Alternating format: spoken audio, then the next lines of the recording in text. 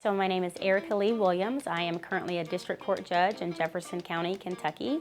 I am from Radcliffe, Kentucky. My father retired at Fort Knox when I was younger. I attended Radcliffe Middle School and North Hardin High School, and then went to Western Kentucky for undergrad and then UK Law for my law degree.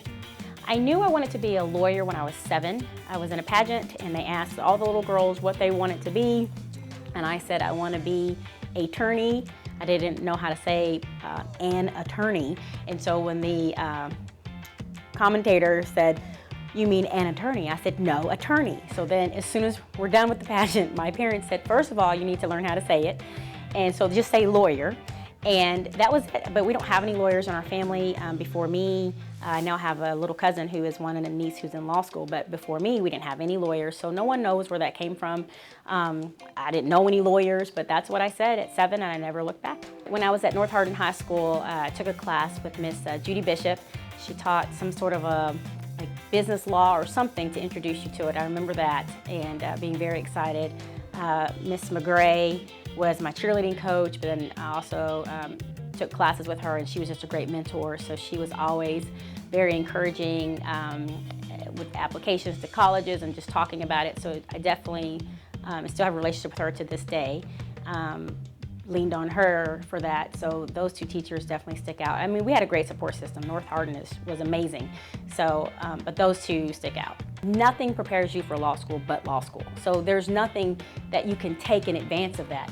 I will say that in law school, because you are given one test at the end of the year, any sort of class that's going to require you to not regurgitate your information but apply it is something you should take. Being able to read large amounts of information and apply them to different situations. Being able to retain information. So obviously English is a great class for that, but you have to take that. There's no elective that I can think of in high school that's going to help you in law school. In college, philosophy classes and logic classes, those types of things. But in high school, I think really focusing on getting good grades is the best you could do at that time. When I graduated from law school, my first job, I worked at a small firm, Bell, Stouffer & Graves, here in Louisville, Kentucky, and I was there for just 2 years or so, and then I left to go to Dinsmore & Shoal to practice First Amendment, labor and employment, different areas of law. It's a large law firm. It's the second or third largest law firm in the region. My husband works at the largest one. But went there to work with John Fleischaker and Kim Green specifically, and Colin Lindsay. So just those two jobs were in the beginning, and then I left Dinsmore when I became a judge. I didn't want to become a judge. I was asked a couple of times about this, and I said no, no thank you. I had a career path leading to partnership and staying at a firm, and I certainly saw myself as a firm person.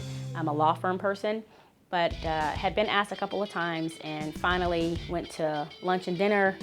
And then my supervisor, Mr. John Fleischaker, came into my office, and he had received calls about, getting me to apply for this appointment before an election.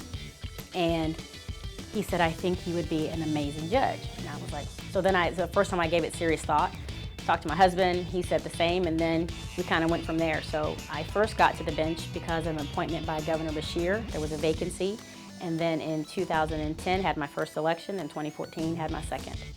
As a judge, I think your role is to be fair and impartial, but more than that, because in district court, and it truly will depend on what type of court you're in, but in district court, it's the people's court. You had a funnel, we're at the top, so everything comes through here, and then it gets whittled down to go to different courts.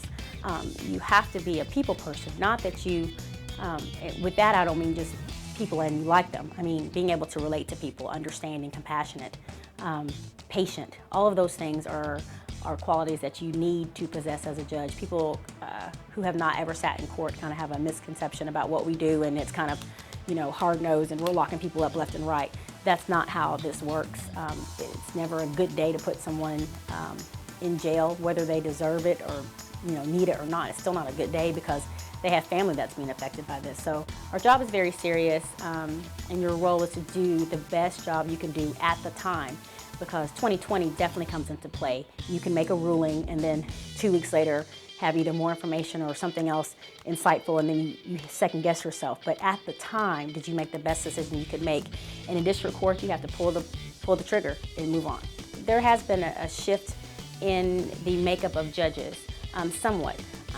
Historically, it was a judge was a white man, right, an older white man. And then I think it was about 14 years ago, there was kind of a movement.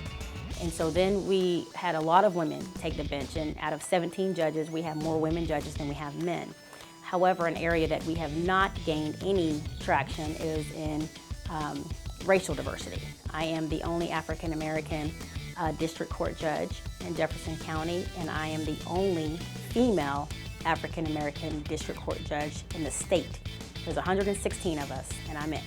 We have 3 African American men, I believe. So we have not made any strides in that area. In fact, have gone backwards because prior to me being on the bench, we had at least 2 women. So I've been it for a long time, and that's a problem. But for the women, one of the running jokes in Jefferson County is a woman can beat a man most any day in a judicial race. But then this last time, one of my colleagues always talks about the dude wave. And so we had a good number of men elected. So we don't know, it may be shifting back, I don't know. It's fickle. Because I'm here to just do the job, the best job that I can do. I don't feel being the only one. I think it's sad in 2016, now we are, right? To be the only one, I think that's, it always makes me take pause when I have to say that because I still can't believe it's true. But I will say, honestly, in the community, you have to run every 4 years.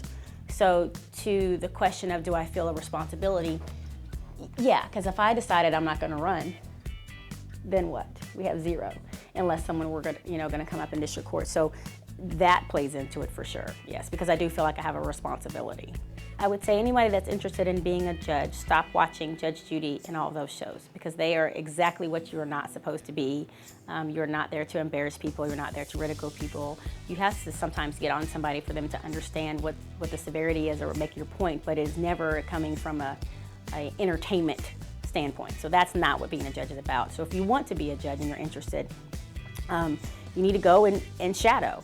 You've got Judge Kim Shoemate down there, who is amazing, and she was a mentor of mine when I was younger. I worked at the Radcliffe Police Department when I was in high school, and her husband, Bryce, was an officer, and I worked with him and just was in awe of her. And so now to be her colleague is pretty surreal. Still, even though I've been on the bench almost 7 years, it's still pretty crazy that I'm a colleague of Judge Shoemate's. But go sit with her. Go sit. We have Simcoe. We have different judges that you can go. You can come sit with me, but follow that and see what it takes. But before you can become a judge, you have to practice law. So you cannot go to law school and then become a judge. You have to go to law school, graduate, pass the bar, practice law, and then you can apply or run to be an elected official of a judge. And to also understand what you're getting into. A lot of people don't realize that judges are elected because they don't flip over the ballot to vote for us. But it's an elected position, so you are a quasi-political figure as well as a judicial one, which is conflicting. So anybody that's thinking about it that's young, learn to absorb information. And it's not because you like to argue. People think, oh, I want to be a lawyer because I like to argue. That's not what being a lawyer is about. Being a lawyer is about doing the representation the best that you can, and also it's a game of chess. You have to always anticipate 2 steps ahead of what your opponent is going to do. So take your craft seriously and go and see if this is what you want to do. And I think whether you practice law or not, going to law school is an amazing thing because it changes the way that you think forever. So, we have a 4-year-old daughter. Do I want her to be a lawyer? Probably not. Do I want her to go to law school? Probably, because what you gain and how you learn to think is different forever. I wish we had teen court when I was in high school. We didn't have anything like that, or in college or anything. Teen court is a program that's amazing. I've been the presiding judge in teen court since 2009, and I love it. I think for those students who are involved in that, they are really getting some experience that they wouldn't otherwise get. And at the beginning of the year, I always tell them, whatever you put in is what you're going to get out. So if you really hone this craft and you take it serious and you listen to the critiques at the end of the real cases that you do have, then you can become better. So one of my former mentees, I just went to lunch with her today. I have another teen court student who's now at Hanover. She's my intern now. She's in the other courtroom watching another judge preside. So teen court works, and it sparks a lot of interest, and also you become a better advocate regardless of what you decide to do later. I think to be successful as a lawyer or a judge, and that's what I was going to say, just in life, commitment, dedication, perseverance, and not being afraid to fail. I think a lot of times people don't rise to their potential because they're scared it may not work out as they planned. And so I've always had the motto to proceed in life as if failure was not an option. Not that I couldn't fail, but meaning even if you did, quote unquote, there's a learning opportunity. It's all about perspective. So I think just having drive, and I don't mean just being determined with that. Determined in, if you say, for instance, people say, I want to own such and such a business. And then they keep saying that. Well, have you done a business plan? Have you interviewed anybody? Have you done anything other than just say what you want to do? Have you laid a roadmap? Have you asked the right questions? Have you really truly prepared for what you want to do?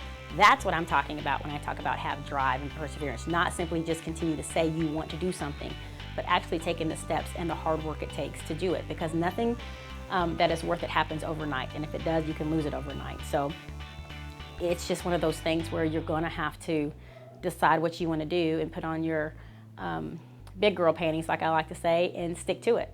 I'm a Hardin County girl at heart. I grew up military, but when I have to claim a home, I do claim Hardin County. And now that we have a daughter in Louisville, I kind of feel like I'm a member of both Jefferson and Hardin County. But at Hardin County, at North Hardin in particular, you know, I'm very competitive, and so getting A's was always my goal. In fact, I had done that, and then I took trigonometry with Miss Carter, and we had our first quiz, and I think I got a D, and I had never seen a grade like that before. That wasn't spelling a word. I had never seen a letter grade of a D, so I was devastated. I came home. My dad, who was a math whiz, was not happy. He ended up calling Miss Carter. They came up with this schedule of me coming to her for tutoring 3 days a week at like 7 or 6:30 a.m., something crazy, to be tutored by her. And my dad was like, this is unacceptable. And so I just, for whatever reason, couldn't get the concepts for a while. And she would sit and work with me and work with me and work with me. And so then I remember the next quiz, I maybe got a B, I don't know. And then we had our final at some point, at the end. And I remember sitting in class, and we took the final, and she graded it as we were in class. It was one of those where it was like a long period of time allotted.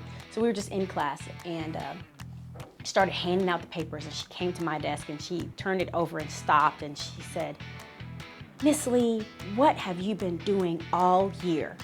And I was like, but I really tried. I thought for sure I had bombed it, and I flipped it over and it was an A.